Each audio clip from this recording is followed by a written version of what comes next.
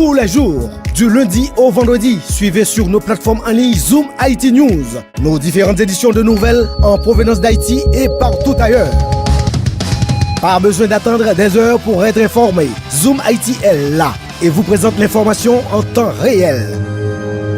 À votre disposition, des professionnels. Rejoignez-nous sur Facebook, YouTube, Twitter, Instagram. Informez-vous sur notre site internet www.zoomitnews.com. Les infos sont disponibles en 104 langues. Partout où il y a des Haïtiens, nous sommes là. Zoom IT News. L'humain avant tout.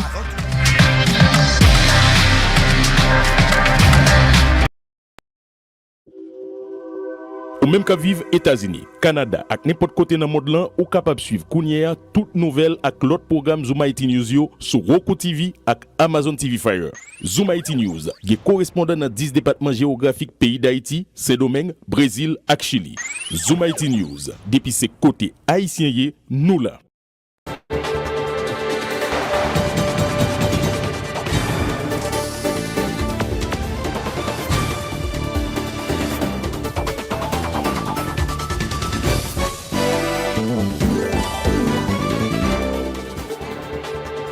Bonsoir à tous, bienvenue à cette nouvelle sortie du journal Zoom IT News, voici les titres. La Cour d'appel de Port-au-Prince a ordonné ce mercredi la libération immédiate des 17 personnes encore en détention et qui ont été arrêtées dans la nuit du 6 au 7 février dernier au complexe Petit-Bois à Tabar dans le cadre du supposé coup d'État contre le président Jovenel Moïse. Dans l'arrêt rendu par la Cour qui a infirmé partiellement l'ordonnance de la doyenne AI du tribunal civil de la Croix-des-Bouquets, il est clairement dit que l'arrestation et la détention de ces personnes sont illégales. Des proches des accusés et les avocats du Conseil de la Défense, Maître Marc-Antoine Maisonneuve et Michel André, se sont réjouis de cette décision, estimant qu'il s'agit d'une victoire pour la démocratie. Ces hommes de loi ont également salué le courage des 3 juges ayant constitué le tribunal, Yves Altidore président, Gabriel Domingue et Jacques Hermon Constant membre. A rappelé que le juge de la Cour de cassation, Maître Ivikel Dabrésil, qui avait été arrêté dans le cadre de cette affaire, avait déjà recouvré sa liberté le 11 février, soit 4 jours après son arrestation. Le commis parquet en chef de Port-au-Prince, Wilbert Roux, a été arrêté hier sur ordre du commissaire du gouvernement AI, Maître Bedford Claude, pour détournement de corps du délit. Il aurait en effet détourné $5,000 américains et 550 000 gold, constituant le corps du délit dans le cadre du dossier de Franz Abilarco, qui avait été écroué le 24 décembre 2019 pour détention illégale d'armes à feu et de munitions. Pas moins de 117 cas de morts violentes, dont 103 par balle, ont été recensés par la Commission épiscopale nationale Justice et Paix au niveau de la région métropolitaine de Port-au-Prince au cours du premier trimestre de l'année 2020. La nationale numéro 1 a été bloquée ce mercredi pour la 2e journée consécutive à l'entrée sud de Saint-Marc à Freycinet, notamment par des débardeurs qui continuent de dénoncer la décision du gouvernement d'interdire le dédouanement des containers au port de Saint-Marc. Des barricades enflammées ont été érigées dans plusieurs endroits. Le Conseil de sécurité des Nations Unies se dit vivement préoccupé par les crises prolongées que traverse Haïti sur les plans politiques, constitutionnels, humanitaires et sécuritaires, rappelant que c'est au gouvernement haïtien qu'il incombe au premier chef de s'attaquer aux facteurs d'instabilité sous-jacents. Le Conseil réclame une nouvelle fois l'organisation au plus vite des législatives prévues depuis octobre 2019, tout en demandant que soient menés tous les préparatifs nécessaires à la tenue d'une élection présidentielle libre, juste, transparente et crédible en cette année. La direction politique de l'opposition démocratique appelle la population à participer massivement aux 2 journées de manifestation annoncées pour ce dimanche et lundi à Port-au-Prince et dans plusieurs villes de province afin de dire non à l'insécurité, à la dictature et d'exiger le départ de Jovenel Moïse.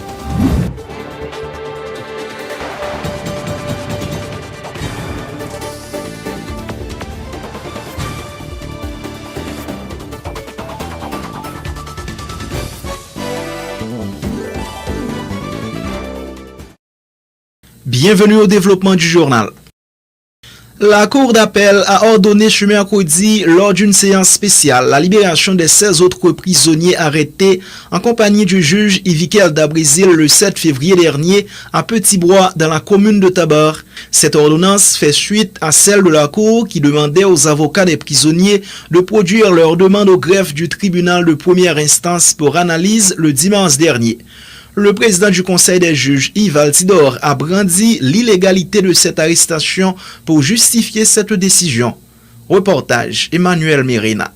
Cette séance spéciale est la troisième organisée à la Cour d'appel depuis la demande de renvoi produite par les avocats des 16 personnes arrêtées à Petit-Bois contre la décision de la doyenne du tribunal de première instance de la Croix des Bouquets de libérer uniquement le juge Ivikel Dabrizil.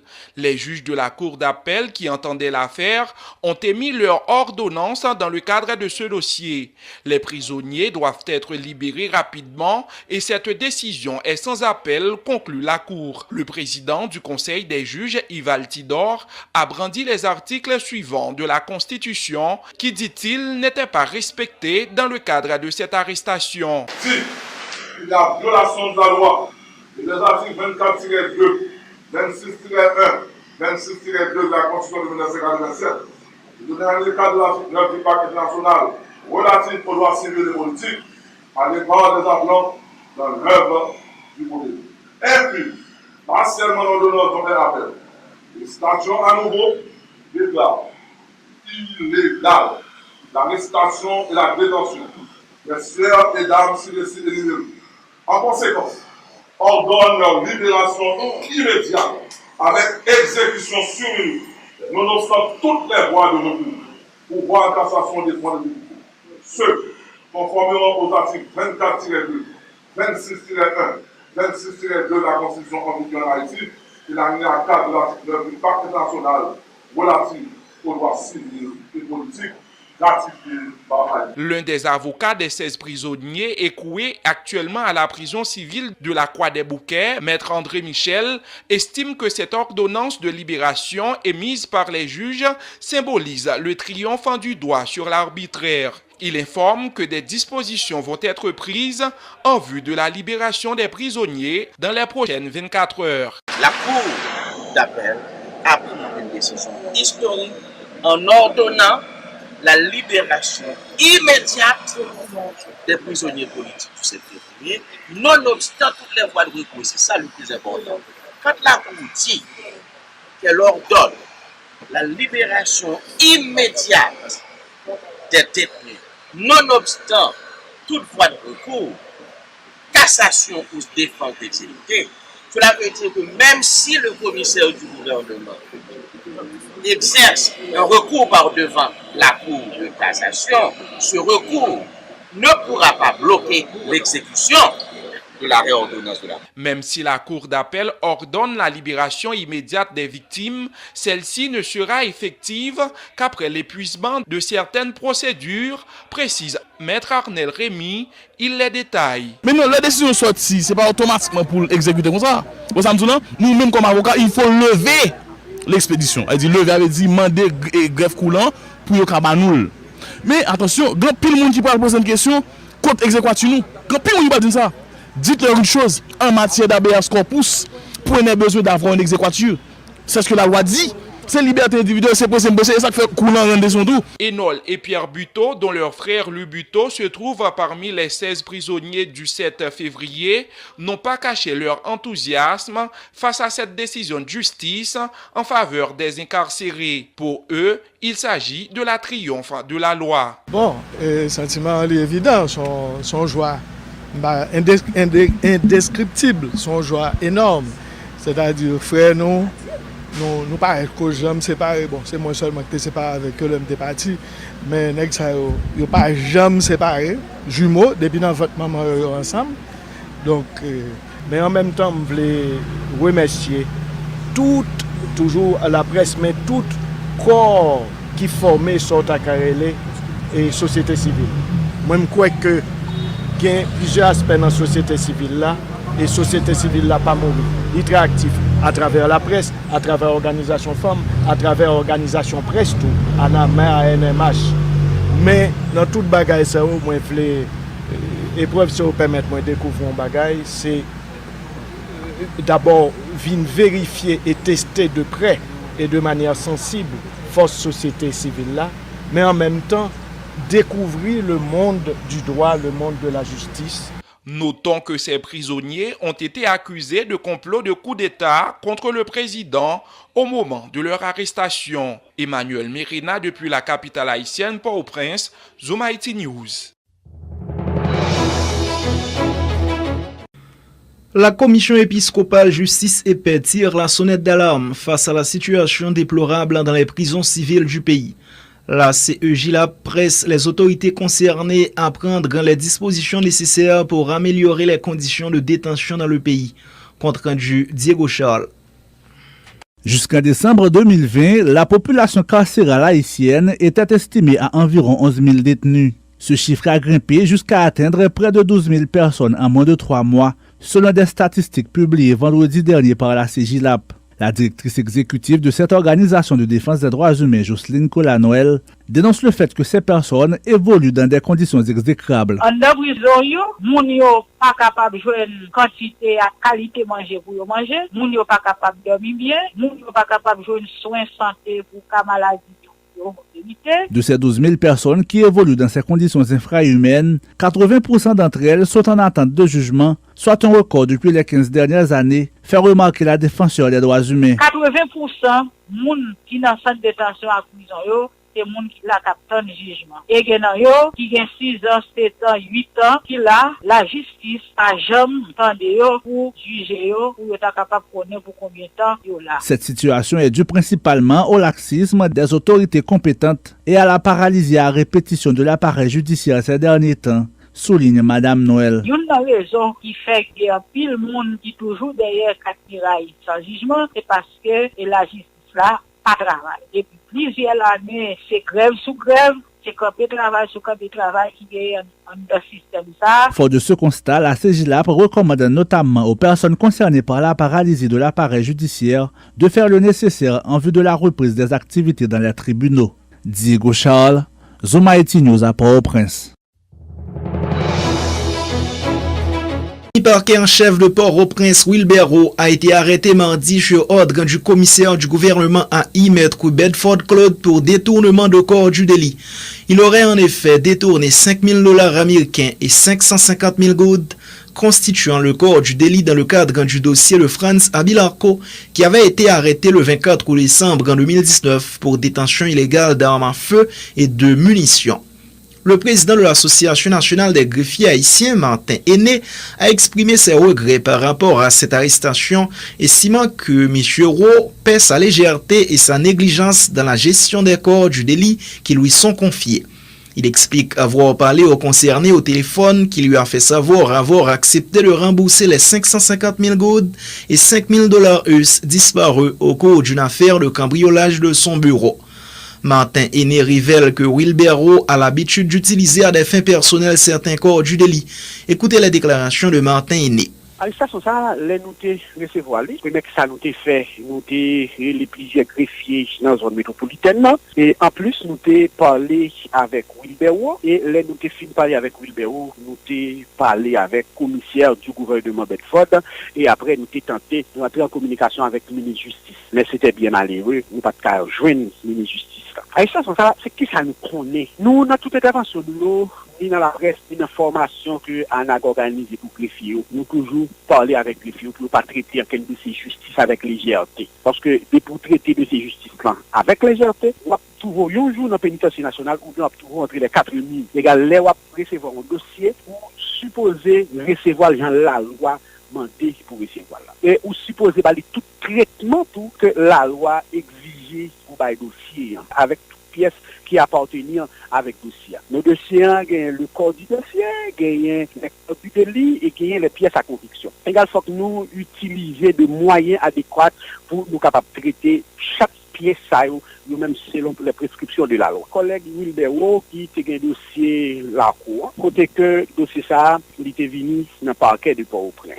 C'était plusieurs pièces, c'était un machette, c'était d'autres pièces qui étaient sous-scellées, mais c'était un petit valise. Petit valise ça, il était la dernière environ $5,000 américains et plus $110,000 haïtiens d'après formation que nous-mêmes pour requérir. Petit valise ça, il a passé dans le ministère de la Défense et puis après Wilbert a allé dans le DCPJ avec nous. Les DCPJ retourné au parquet pour légèreté sur ça Wilbert dit nous, il pas mettre petit valise ça côté était supposé mettre là qui sont coffre-fort que USAID mettait à disposition parquet. C'est dans coffre-fort ça déposer pièce à constitution. Égal l'utile c'est mettre sous clé dans le bureau. Après ça, il vient casser. Mais c'est des malheureux, peut-être qui t'a fait constat, semble que l'information qui mettait dans le procès verbal là, les différents de rapports Wilbert Outéba et commissaire qui était là à l'époque là, du Camel. En fin de compte, semble que Wilbert Outé répond devant le commissaire du Camel, la fait tout ça qui demande de lui pour le remettre comme ça. Le commissaire du Camel passé environ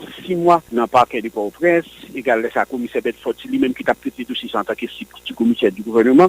Commissaire Bedford était à le procès verbal là dans les juges de paix. Et pendant que le commissaire Bedford est monté là comme commissaire du gouvernement il exigeait pour aller au rapport sur sa promesse que lui-même était fait avec le commissaire du Camel. Et voilà, comme il paquet Wilbert n'est pas capable de fournir ça qu'il était prévoir, qu'il a fait ça qu'il était promet le commissaire du Camel il a fait. Et puis, le commissaire Bedford prend lui, il est déplacé avec lui. Dans le commissariat du Port-au-Prince, c'est pas le pape, et puis c'est ça, il y a pas compte. Mais nous-mêmes que ça nous dit, nous sommes capables de dire de l'arrestation, ça. Matin, sur une radio, la vidéo, égal, il parlait de greffier au paquet. Non, c'est pas greffier, c'est commis paquet. Il y a sa conviction d'un traitement spécial ou débalé. Collègue là, pas qui vous trouver là-dedans. Moi-même, l'aime parler avec lui, mais pour qui ça, ou te répondre tout à bail comme là. Il dit que c'est parce que le commissaire gouvernement te dit, négligence ou faire, ou payer, négligence ou faire, lui-même, pour ne pas aller en prison, il a choisi de la promettre. La Commission épiscopale nationale Justice et Paix a rendu public son 77e rapport sur les violences dans les différentes communes de la région métropolitaine de Port-au-Prince pour le dernier trimestre de l'année dernière. Celui-ci fait état de 117 cas de morts violentes, dont 103 par balle. Le CEJLAP met également l'accent dans ce 77e sur le phénomène du kidnapping qui endeuille et appauvrit les familles haïtiennes. Il exhorte l'État à traiter ce dossier avec sérieux, identifier, arrêter et juger les auteurs de ces crimes odieux. La Commission épiscopale nationale Justice et Paix recommande également des dispositions en vue de créer de paix, de vivre ensemble et implémenter des politiques publiques susceptibles d'améliorer les conditions d'existence en Haïti. Écoutez la directrice exécutive de la CEJLAP, Jocelyne Colanoël, au micro de Diego Charles.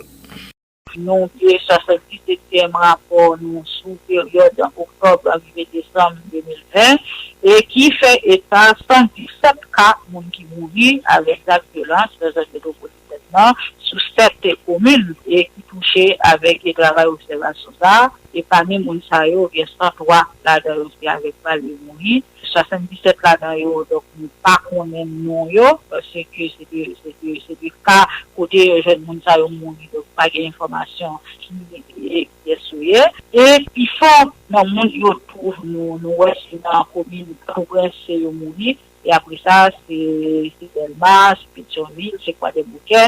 Donc, pour le dernier trimestre 2021, et l'unité de santé, et puis plus c'est cas multimédia. Donc, dernier trimestre là tout, nous attirer attention sur le phénomène du kidnapping qui a détruit le monde, qui a détruit l'économie du monde, qui a détruit la société. Et nous attirer attention aux autorités sur les problèmes ça qui méritent. Et yo traiter avec sérieux, yo traiter correctement parce que le pays pas capable à fonctionner, à marcher. J'en nous et ça y est ici là dans le pays pour dire papa il a une importance pour dire pas garantir droit monde, yo pas protéger droit monde et nous croyons que c'est une situation pas capable de continuer. J'en nous ça y est. Et c'est peut-être ça notre proposition nous demander société nous dit, société a besoin de guérison, joue dans la cible. Il faut chaque monde dans la population capable de vivre dans le monde activité. Il doit organiser l'État avec services bio, juste dans le quartier populaire, pour dans l'enseignement et dans la santé. L'État doit mettre sous pied une série politique publique qui offre espoir pour demain dans le domaine de protection locale, tant qu'agriculture, à création de doit être capable de mettre la population dans le travail, pour être capable de revenus, pour être capable de vivre. Nous disons tout travail pour que la justice, tout bon, sans nécessité dans le pays. La justice doit lever tête, bonne justice, permet à bon genre enquête qui aboutit, il doit être capable d'identifier responsable à l'auteur et crimes qu'a fait dans le pays, juger de façon qui est correcte, sans casser feuille pour ça. Je dois encourager toute initiative pour créer la paix et vivre ensemble. Je dois créer espace à moment côté monde rencontrer, monde capable de concilier. Je dois écraser la pérèse avec méfiance, écraser toute barrière qui sépare mon ak monde et puis classe sociale. Nous croyons tout l'important pour gagner un travail qui fait pour organiser bon genre formation civique côté monde capable content pays et capable d'accord pour être vivre dans le pays. Côté monde comprend l'importance de droit avec devoir. Droit d'information sur façon pour gérer conflit dans la communauté. Justice populaire doit suspendre. Mais tout petit bagaille pas doit aller dans le tribunal pour ça. Donc nous-mêmes nous croyons dans notion ça notion formation civique, notion gestion conflit. Nous croyons tout sous cause kidnapping. Nous demandons pour l'autorité utiliser tout moyen possible pour mettre bout à phénomène kidnapping dans le pays. La population a besoin de continuer de dénoncer tout ça kidnapping yo connaît, porter plainte pour la justice car chercher criminel yo. Enquête yo doit aboutir et puis yo doit appliquer loi contre kidnapping parlementaire votée dans l'année 2009. La direction politique de l'opposition démocratique appelle la population à prendre part activement aux 2 journées de mobilisation initiées par des organisations de la société civile pour dire non à la dictature et au kidnapping. La DIRPOD appelle au respect de la Constitution de 1987 que l'administration de facto de Jovenel Moïse présente comme une source d'instabilité dans le pays. Compte rendu Pierre Philor Saint-Fleur. Au cours de cette conférence de presse, la direction politique de l'opposition démocratique s'en est pris notamment au régime de facto de Jovenel Moïse qui impute toutes les difficultés du pays dont l'instabilité, les crises sociales et économiques à la Constitution de 1987. Tout indicateur dans le pays est au rouge. Pas de côté au moins un pays pas malade. Nous, volonté dictatoriale là qui affirmé de jour en jour. Il y a des gens qui ont manette, qui ont remote control, qui l'heure, qui joue, qui date. Moun ap ka circuler dans tel et tel espace dans le pays d'Haïti. Pendant que nous avons préparé pour nous commémorer 34 ans constitution ça, des moun qui te prend pouvoir sous l'égide constitution, qui te dit te juré pour te respecter constitution. Même lorsque tu as une contestation dans le résultat ça yo, moun sa yo décidé yo pas respecter constitution. Nous déterminer entre nous et nous planifier ensemble pour nous organiser ensemble 3 journées de contestation, 3 journées de manifestation et de commémoration pour respect de la Constitution. 29 mars, qui c'est Maman Pemba, c'est jour vraiment date commémoration Constitution. Il faut que tout Haïtien, à travers les 10 départements et de la diaspora, il faut qu'ils campent pour dire qu'il faut que la Constitution soit respectée. Selon l'un des dirigeants de la direction politique de l'opposition démocratique, Rosemont Pradel, contrairement à ce que pensent Jovenel Moïse et les alliés du PHTK, le pays n'a pas un problème de constitution, dit-il. Selon l'homme politique, le pays a un problème de dirigeants qui refusent de respecter la loi mère et les promesses faites à la population au moment des campagnes électorales. Constitution 2007 là, c'est les premiers outils, c'est pour les âmes que peuple là, population a été baillée tête li.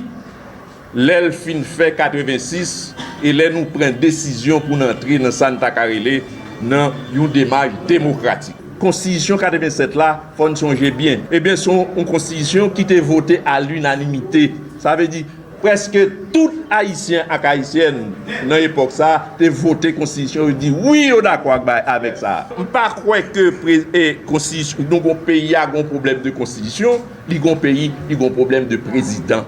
De président qui parle à la hauteur de tâches, de fonctions, il n'a pas une capacité, il n'a pas une compétence, eh bien, il mettez ça sous 2 constitutions. À en croire le dirigeant politique, Le pays a besoin d'une nouvelle gouvernance, une nouvelle façon de faire la politique avec des hommes et des femmes capables de lutter contre la corruption et la criminalité d'État, entre autres. Pour ce faire, les dirigeants politiques regroupés au niveau de la direction politique de l'opposition démocratique appuient sans réserve les 2 journées de mobilisation initiées par le mouvement NAP Marché pour la vie, la commission protestante contre la dictature et la fédération des barreaux d'Haïti pour dire non au kidnapping et à la dictature dans le pays lors des 2 journées de mobilisation des 28 et 29 mars prochains. Est-ce que c'est Constitution 87 là qui empêchait que vous mettez sécurité dans le pays? Est-ce que c'est Constitution 87 là qui empêchait que vous établi une politique qui permette que tout le monde a mangé? Côté que la faim, je dis, a menacé plus de 4 millions de monde dans le pays. Est-ce que c'est Constitution 87 là qui empêchait pouvoir ça combattre la corruption dans le pays? Est-ce que c'est Constitution 87 là qui fait l'école à fonctionner tête en bas dans le pays? Que l'hôpital tête en bas, que tout bail tête en bas dans le pays, que fatra tout partout, que gang installé sur tout le territoire national. Je dis à la NAP invite, NAP demandé peuple haïtien, pour toute population, qui t'a voté, eh bien, il faut sortir en masse pendant ces 3 jours pour nous commémorer, pas seulement commémorer la Constitution. C'est pour nous dire non, nous ne pas voulons l'autre Constitution. Oui, Constitution 87 là, li bon. Ou capable d'amender, ou capable de changer la donne pour adapter à la réalité. Pour sa part, l'ancien député Serge Jean-Louis dit croire dû comme faire que seule la mobilisation peut libérer le pays des griffes des dirigeants corrompus et antidémocratiques du régime de facto de Jovenel Moïse. 28 mars, nous des peuples là sortis dans la rue pour venir manifester contre l'insécurité. Pour venir manifester contre le kidnapping qui traversait presque toute couche dans la société et qui fait la population en souffrance.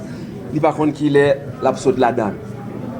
29 mars, nous des peuples encore sortis dans la rue mobilisés pour faire respecter la Constitution 1987 là et que l'ité fait sacrifice pour lui.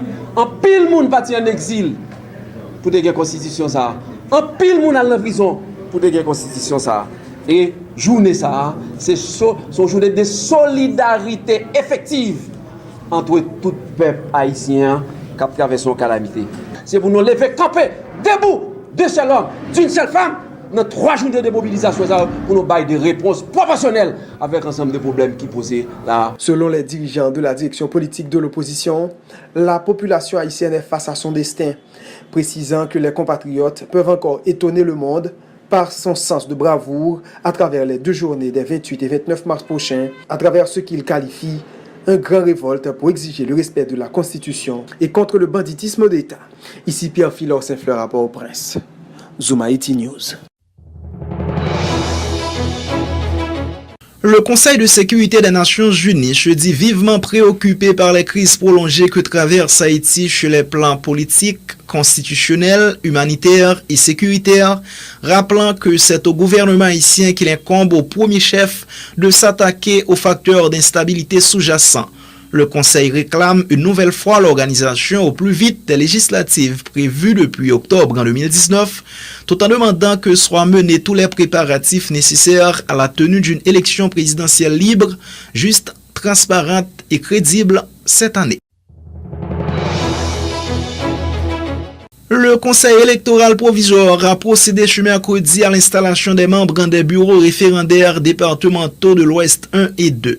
Il s'agit de Roali Descens, président, Préval Rubens, vice-président et Michela Jean-Louis, secrétaire trésorière pour l'Ouest 1, tandis que Jean-Baptiste Endorcé, président, O'Donnell Vincent, vice-président et Marie-Bertha André, secrétaire trésorière, dirigeront le BED de l'Ouest en 2.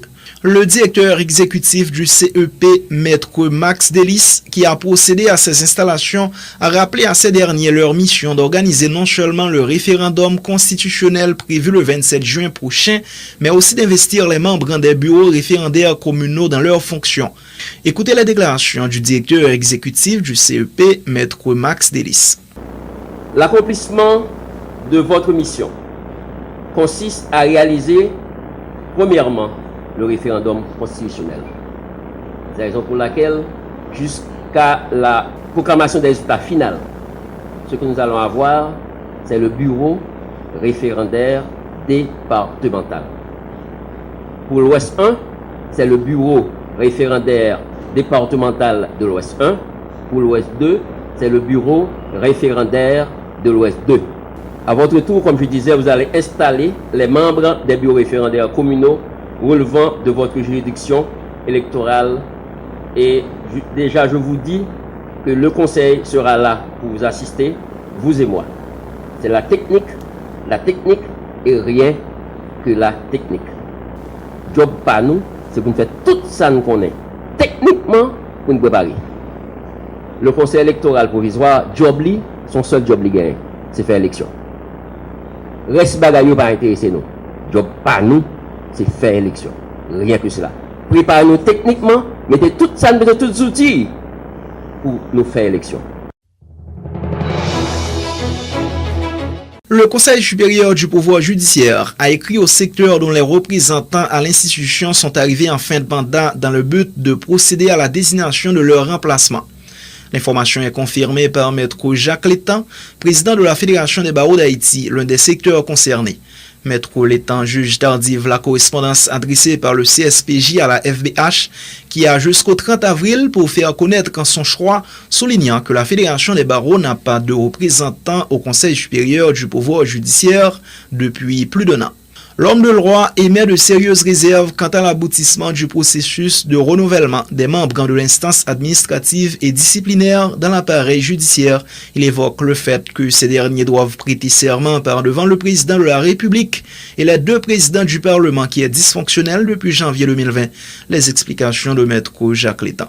Nous recevons une lettre de la part du CSPJ qui demandait pour Fédération Barreau d'Haïti à mettre en route le processus de renouvellement pour désigner un nouveau représentant au niveau CSPJ, comme nous connaissons que conformément à la loi de novembre 2007, ensuite le CSPJ, donc Fédération Barreau d'Haïti, c'est un organe de la société civile qui est toujours représenté dans ce structure. Tout en sachant que depuis plus d'un an, Fédération n'a pas un représentant, donc le CSPJ en soi est handicapé de au moins 3 membres de composition depuis plus d'un an. Ça tombe à point nommé le processus de renouvellement, même si je connais que capable de des difficultés pour le processus à aboutir. J'aime pas souhaiter là parce que la loi sur le CSPJ prévoit 3 organes essentiels pour nous prêter serment. C'est les 3 présidents, le président de la République, le président du Sénat et le président de la Chambre des députés. Je dis là, donc nous avons 3 institutions ça aussi campé. Ce qui fait que au niveau de la fédération, même si nous avons importance à le CSPJ,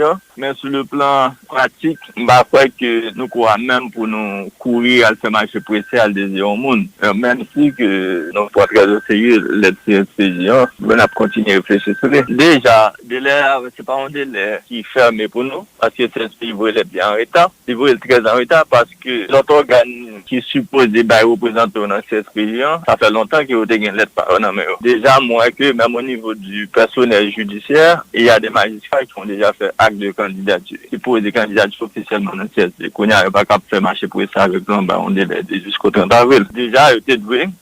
Un temps qui est équitable pour tout acteur, pour toute institution. Donc, je ne suis pas capable de l'autre institution 2 mois ou bien 3 mois et puis je décide de dire bon ou moi. Donc, de toute façon, directeur pour fédération réunie sur ça, sur correspondance, je crois que tout barreau est informé officiellement maintenant des correspondances CSPJ. À notre plus prochaine rencontre, plus prochaine assemblée, donc pour nous statuer solide pour nous connaître dans quelle direction nous parler.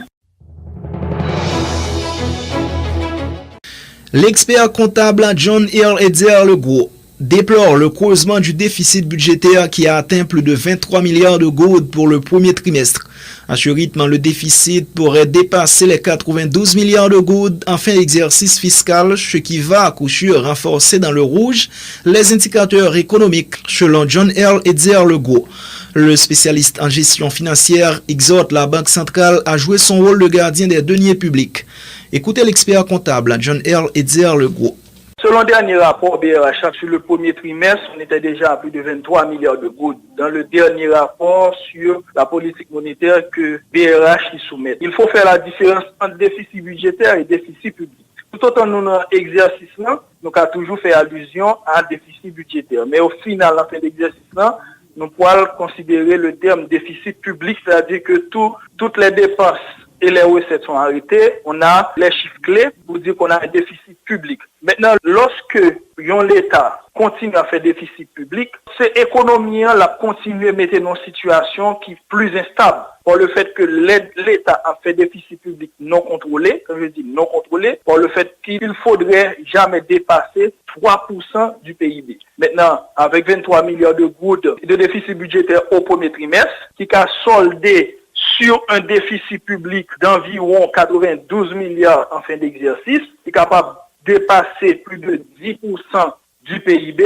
Parce que nous avons fait allusion tout à l'heure au PIB de l'année dernière à 92 milliards, c'était 14% du PIB de l'année dernière, qui représentait un poids énorme de déficient dans le PIB, capable d'absorber encore richesse pays. Et lorsqu'on fait un déficit, les autres qui excédé de 3%, il faudrait quand même voir dans les dépenses publiques des investissements publics susceptibles de générer des activités économiques. Et ce n'est pas le cas. Donc, plus n'a pas foncé dans le déficit public là, plus n'a pas foncé dans le déficit budgétaire pour exercice en cours là, c'est plus nous pourrons gagner indicateurs économiques qui pourront encore et beaucoup plus renforcés, plus rouge. C'est comme si m'dadjo, les m'a analysé des dépenses publiques que le gouvernement en place là. Les m'a analysé, c'est comme si d'année en année, c'est comme si on a un challenge à peut-être par eux pour atteindre des déficits records. On passer de 40, de basé à 55, l'année dernière, on était dans 60, mais maintenant là, c'est sûr que on peut atteindre un déficit d'environ 92 milliards si on respecté,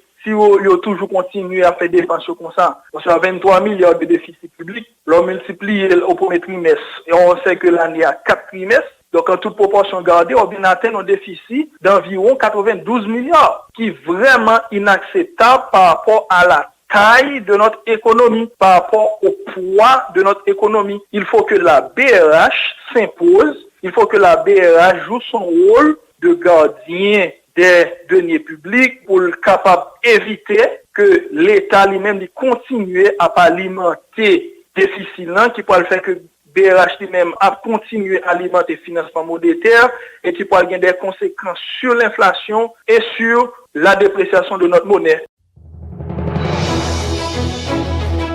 Le ministère de la Santé publique et de la Population a commémoré ce mercredi 24 mars la journée mondiale de la tuberculose.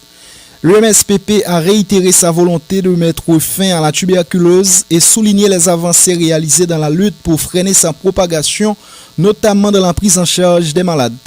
En 2020, le ministère de la Santé a enregistré 11 500 cas contre 113 385 en 2019. 263 centres de diagnostic et de traitement TB sont étalés à travers tout le territoire national. Les traitements sont gratuits, informe le MSPP dans un communiqué. L'entité ayant à sa tête, Marie-Greta Roy-Clément, invite la population à faire front commun pour disperser cette maladie pulmonaire. Elle a rappelé aussi sur les réseaux sociaux les symptômes de la personne atteinte de la tuberculose qui sont de la toux, de la fièvre, surtout en soirée, la perte d'appétit, l'amaigrissement et une respiration courte. En invitant à la prudence, le MSPP signale à toute personne présentant ces symptômes de se rendre dans un centre hospitalier.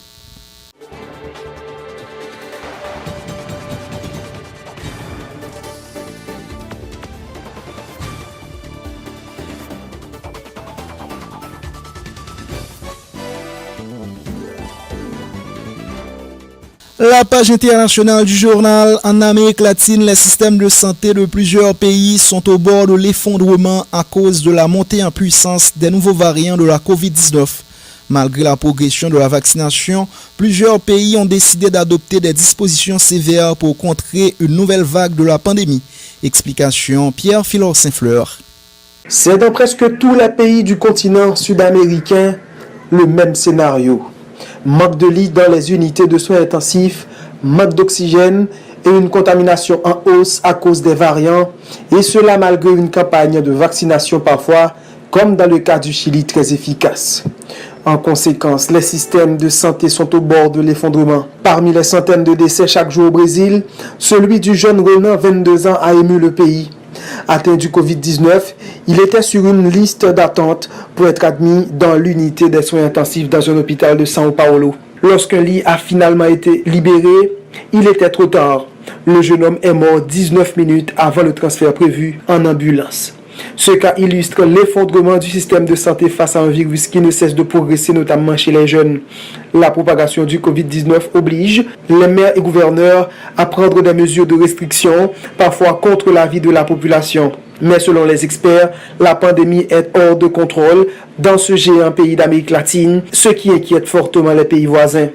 Au Paraguay, la situation sanitaire se rapproche de celle du grand voisin. En cause, probablement, le variant en provenance d'Amazonie.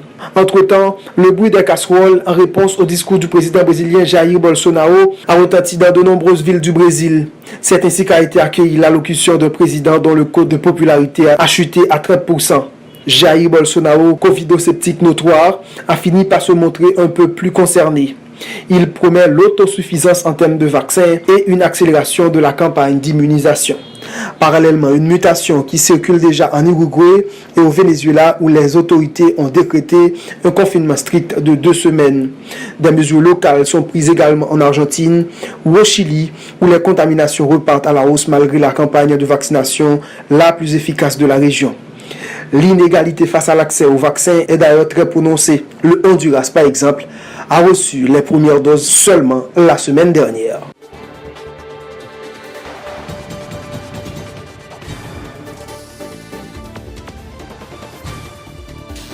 Nous accueillons maintenant Darbouz Figaro pour la page sportive du journal. Bonsoir, bienvenue à la rubrique sportive.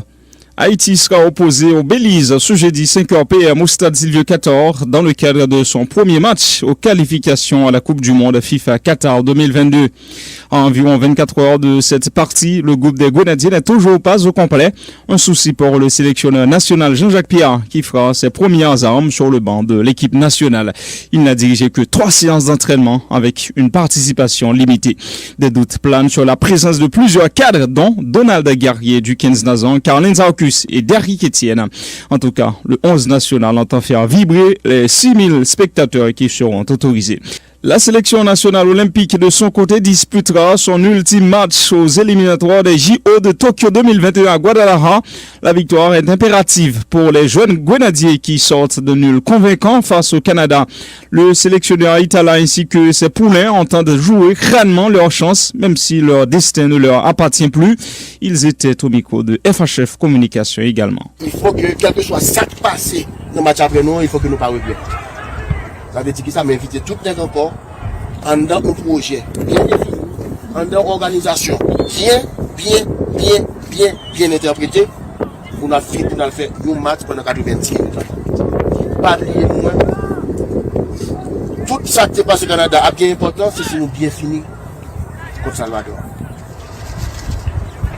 Et moi-même, moi rêve de l'équipe gagner contre Salvador. Moi envie de l'équipe gagner contre Salvador.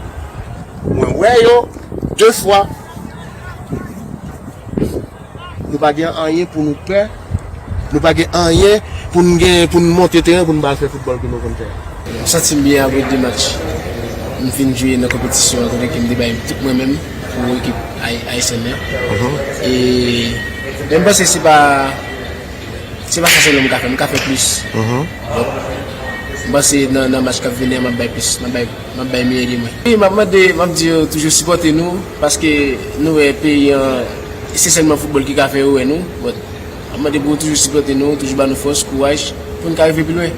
Critiquer pas fait nous non parce que nous connaissons les plans consalés, mais depuis nous fait ça bon, nous connaissons la vision nous, il y a félicité nous, il y a pas dire nous quand même. En Europe, les ténors ont confirmé leur rang d'entrée aux qualifications à la Coupe du Monde 2022. Le Portugal de Cristiano Ronaldo a maté l'Azerbaïdjan, effectuant une entrée séduisante aux éliminatoires. Le match a été délocalisé à Turin à cause du Covid. La Belgique, quoique privée d'Eden Hazard, mais avec Romelu Lukaku et Kevin De Bruyne, un peu le meilleur face au Pays de Galles de Gareth Bale. Les Diables Rouges joueront ensuite l'Estonie et la République tchèque. Ce jeudi, l'Italie, l'Espagne et l'Allemagne entrent en lice. Seb Blatter et Jérôme Valquet ont été suspendus 8 ans de plus par la FIFA qui les reproche d'avoir soutiré de l'argent de manière illégale à l'instance lorsqu'ils officiaient comme président et secrétaire général. Le Suisse et le Français avaient été bannis de l'instance en 2015 après l'éclatement du vaste scandale de corruption. Seb Blatter aurait empoché 27 millions d'euros et Jérôme Valquet 23 millions pour apposer simplement leur signature et valider certains contrats de sponsoring et de droits de retransmission d'événements dont la Coupe du Monde 2010. Blatter, âgé de 85 ans, doit revoir son ambition de retourner au sein de la Fédération internationale du football. Le footballeur canadien Alphonso Davies va travailler de concert avec l'Office des Nations Unies. La jeune star de 20 ans a été nommée ambassadeur du Haut Commissariat pour les réfugiés de l'ONU. Fonzie Davies est né dans un camp de réfugiés au Ghana avant d'émigrer au Canada. Il a exprimé sa fierté d'aider les sans-abri répertoriés par l'ONU qui environnent les 80 millions dans le monde selon l'organe mondial. Les Brooklyn Nets ont aligné un nouveau succès lors de la dernière soirée de la NBA. Les Portland Trail Blazers ont fait les frais, battus 116 à 112. James Harden a totalisé 25 points et 17 passes décisives. Kevin Durant et Kyrie Irving étaient absents. Brooklyn reste au sommet de la conférence Est en compagnie des Sixers de Philadelphie qui ont enchaîné contre Golden State 108-98 en l'absence de leur joueur vedette Joel Embiid. Tobias Harris a cumulé 25 points et 13 rebonds. Denver a pris la mesure d'Orlando Magic 110-99 grâce notamment à Nikola Jokic, auteur d'un triple-double, 28 points, 15 rebonds, 10 passes décisives. Dans les autres affiches à signaler, la victoire des New York Knicks sur les Washington Wizards 131-113, des Pelicans de New Orleans sur les Lakers 128-111 et des Suns de Phoenix aux dépens de Miami Heat 110-100. Merci à vous, chers internautes et téléspectateurs, d'avoir suivi la rubrique sportive.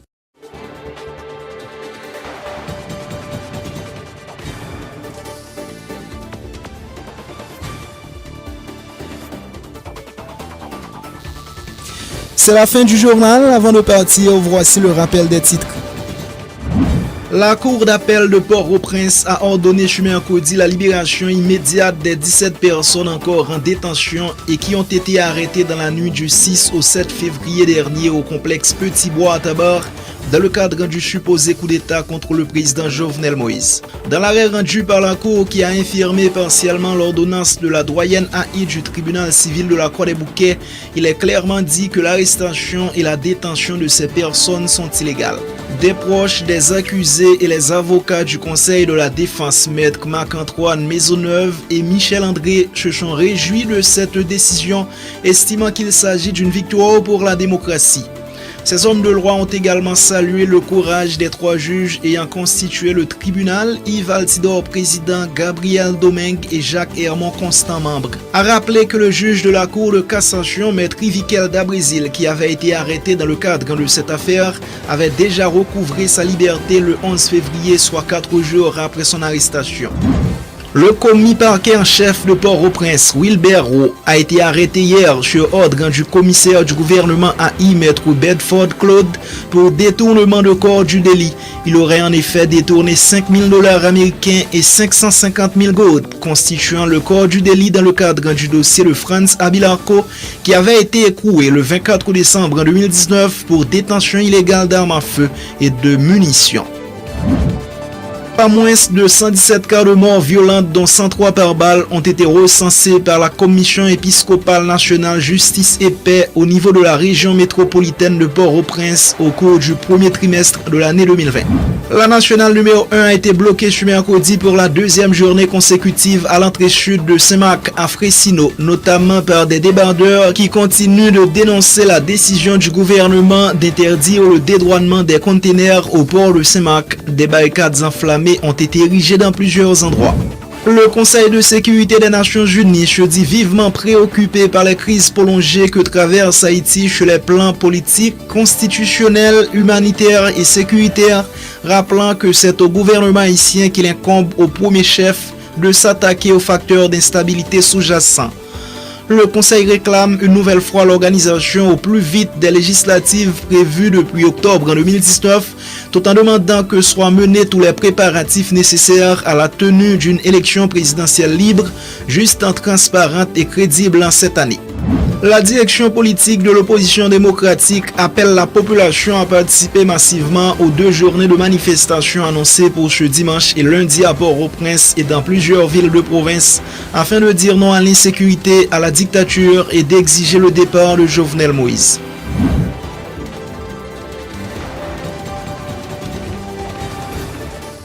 Merci à vous, chers internautes, chers téléspectateurs, d'avoir suivi le journal de Zoom IT News. Rendez-vous dans notre plus prochain numéro. Au revoir.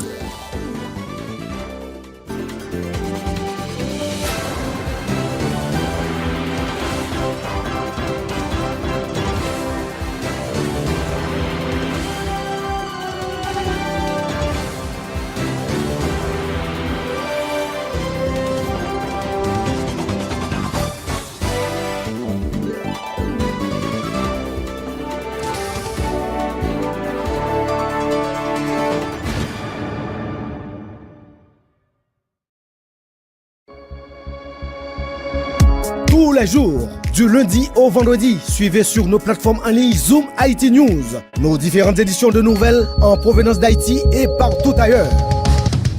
Pas besoin d'attendre des heures pour être informé. Zoom IT est là et vous présente l'information en temps réel. À votre disposition, des professionnels. Rejoignez-nous sur Facebook, YouTube, Twitter, Instagram. Informez-vous sur notre site internet www.zoomitnews.com. Les infos sont disponibles en 104 langues. Partout où il y a des Haïtiens, nous sommes là.